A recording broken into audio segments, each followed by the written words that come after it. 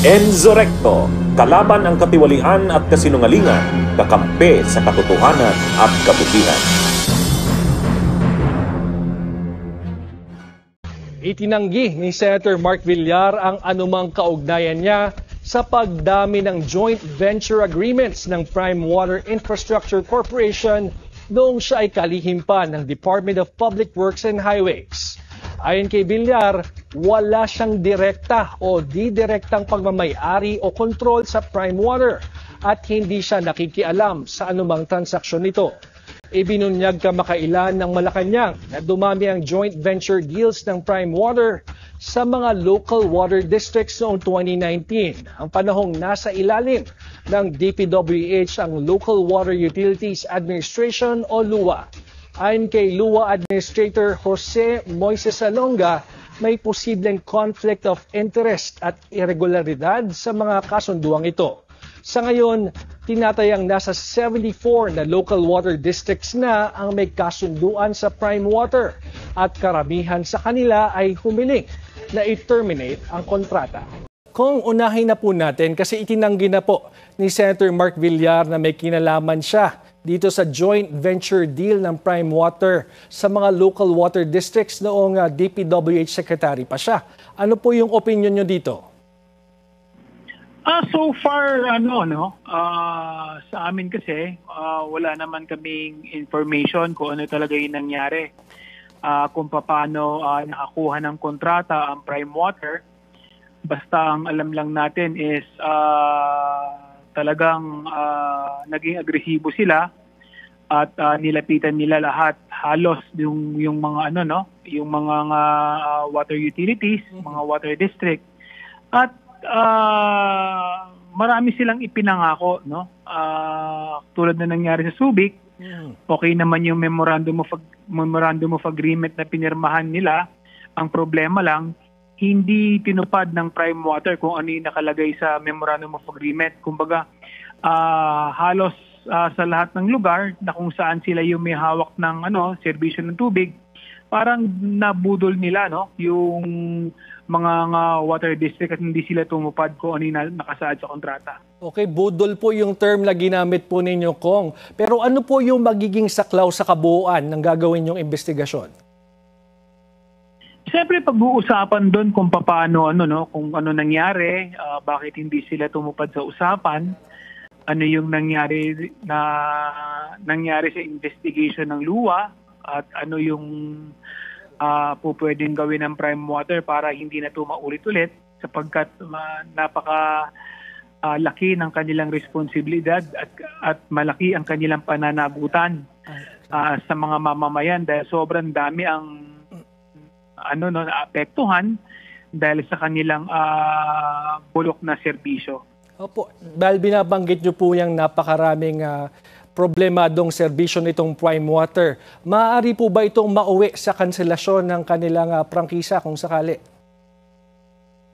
May posibilidad na gano'n. Kasi siyempre depende yan kung saan pupunta yung investigation, kung ano yung makikita at malalaman natin sa investigasyon. So far, ayaw naman natin pangunahan yung investigasyon na mangyayari. Ang importante lang is lumabas yung katotohanan at malaman ng taong bayan kung ano talaga yung nangyari. Sa ngayon po, may listahan na po kayo ng mga possible na iimbitahan nyo po dyan sa inyong gagawing pagdinig?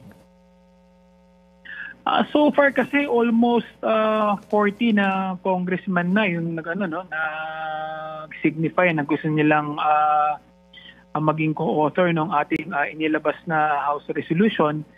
Ito yung mga lugar na kung saan merong Prime Water na nagsiservisyo sa kanilang mga lugar at talagang nakita naman yung epekto na talagang masama yung naging serbisyo nila. So kailangan imbitahan yung mga local water district, pamunuan ng Prime Water at yung pamunuan din ng LUA. Kailangan din natin makausap dahil sila yung may saklaw na ahensya ng gobyerno na nangangalaga sa mga water districts. Opo, pero alam kong sinabi niyo na Kong Jeff na ayaw niyong pangunahan, pero naniniwala ba talaga kayo na walang kinalaman dito si Senator Villar nung siya pa ay DPWH Secretary? Well, malalaman natin sa investigasyon yan, no? At saka gusto rin naman nating makita yung investigation na sinabmit ng luwa sa Malacanang. Gusto rin natin yung mabasa, gusto natin yung mapag-aralan para at least lahat ng impormasyon makuha natin para at least magkaroon ng transparency and accountability lalong-lalo na sa parte ng Prime Water. Panuorin natin itong pahayag ni Attorney Claire Castro at ni Local Water Utilities Administration Administrator Jose Moises Salonga. Kanina po ay nagkaroon kami ng pagpupulong kasama po ang pamunuan ng LUWA. Sa pamumuno po ni LUWA Administration Jose Moises Salonga, ang OGCC led by Government Corporate Counsel Solomon Hermosura, pati na po ang ibang mga kasama po natin sa Office of the President para po mapag-aralan ang kasalukuyang sitwasyon ng mga consumers ng Prime Water. Napatid natin ang malawakang problema na naidulot ng kakulangan ng Prime Water. Mas dumami ang mga joint venture agreements ng Prime Water taong 2019, panahon na nakaraang administrasyon, at numai-attach ito sa DPWH na noon ay pinamumunuan ni Secretary Mark Villar. So ibibigay po ni Admin Jose Moises Salonga ang mga naimbestigahan patungkol po dito. Good morning po. Good morning, sir. Katulad ng sinabi ni Yuse Claire, natapos na po kami sa investigasyon namin, ang initial investigation namin regarding sa mga complaints against Prime Water concessions, water joint venture agreements. Nabigay po namin ang aming recommendations, findings, and the ways forward kung paano natin matatapos itong issues na to. Ang importanteng tandaan sa investigation na to at naging focus ng pag-uusap namin kanina, it's not about finger pointing or blaming. The issue there is how do we put water in those people's pipes? Paano tayo magpaparating ng tubig sa kanila? Kasi the finger pointing can follow. The issue now is where do we get the water and how do we deliver it to them? Natapos naman po, matagal. I think exhaustive naman. All avenues are open. Pinag-usapan lahat ng recommendations. And I think in a few, konting oras na lang, we will be able to execute ang ating mandate to deliver water sa mga apektadong water districts. First question, sir. Lian Buwan, Rappler.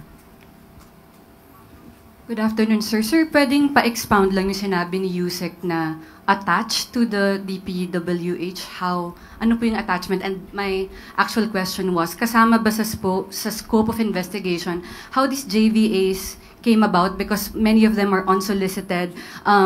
The things I heard on the ground, they're saying there are serious accusations of irregularity kung bakit napirmahan.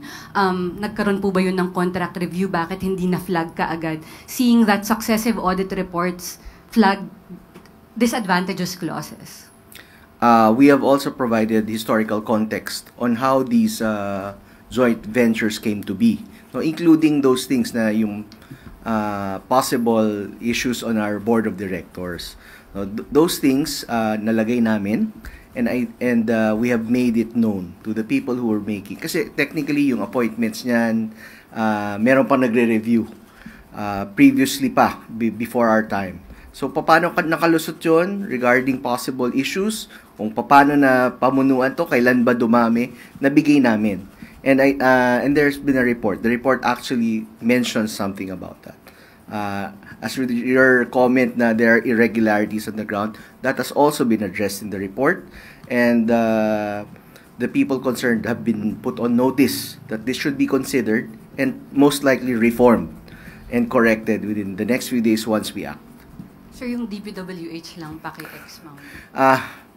Kasi po, there was a time when LUWA was under as an attached agency of DPWH. Na possible conflict yun sa mga namumuno doon in LUWA.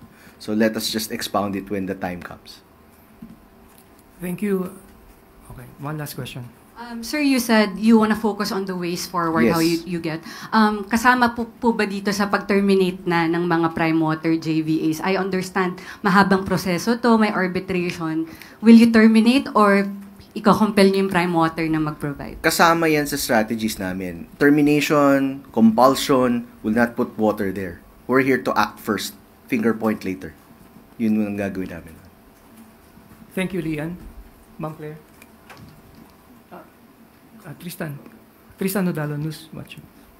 Hi sir. So sabi niyo sir, in a few hours pwede nang magkaroon ng tubig. Ano-anong mga areas sir? Hindi naman in a few hours. Bigyan mo lang kami ng oras. Napakabilis nito. Okay. Utility Sige, scale po tayo. Okay sir. But anong mga areas po ang priority na magkaroon ng water supply? Ang unang titingnan natin yung mga water districts na gustong kumalas yung maiingay na yun. Ngayon, medyo politically charged yan issues niyan kanino. Magkakaroon kami ng matrix kung alin ang ano. It's also a matter of logistics 'di ba? Saan available ang assets namin na madi-deliver kagad. So, we can inform you of the schedule, alin ang uunahin, at ayaw rin namin magkatampuhan sino inuna, sino hindi. No? Kung kaya naming sabay-sabay yan, of course we'll do that. But we'll inform you kung alin ang unang binagsakan ng tubig. And how soon sir yung tubig na makakarating sa mga consumers? As soon as everything is finalized from the top. But we're ready already. We'll immediately let you know. We'll coordinate. Bunyog, halikan na kasama ka. Bunyog, kapag buklod ay may pag-asa. Luzon, Visayas, Mindanao, isa ang pananaw. Sa bagong Pilipinas ang bunyog isisigaw. Bunyog.